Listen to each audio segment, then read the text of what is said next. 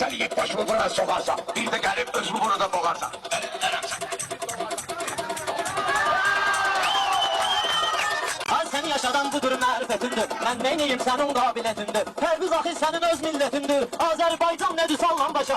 Dur yerime şahinədir bilərsən. Mənim tevim gəlsə başa ölərsən. Şəhrim iştahaya qədər bilərsən. Sonra nərdən anladı sallan başa. Sonra Şed baba ağlayıb hönkürməyib. Belə baxanda mən də kömür sürməyib. Sənin başın qoltuq altı görməyib. Mən bu gecə qan nədir sallan başa.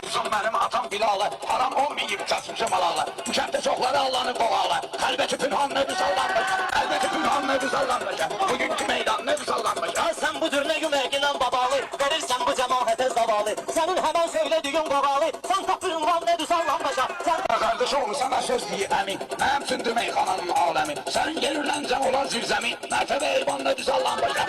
Ha buna gəlməyib qıvırarsan. Mən tutmuşam sənin arzu diləqvi. Allah Taala eyləyəcək köməkvi. Mən qılıb çəkmişəm sıxma ürəkvi. Ay baba qalxan nədir sallan başa. Özümdən heç nə yayınmayır mənim gözümdən. Qılınc nədir öldürərəm sözümdən. Bilərsən düşman nədir sallan başa. Bilərsən düşman nədir sallan başa. Sen mənə gəl hələm diqqət eləginən. Mənim meyxanama rəğbət eləginən. Sen mənə düşməndən söhbət eləginən. Dostu mehriban nədir sallan başa. Dostu mehriban nədir sallan başa. Mən sənə meydan nədir sallan başa. Meşəm qolma yaranmayıb sənə görə. Gel o qılıncıya düşmənə görə. Bunlar buraya girməyibdir sənə görə.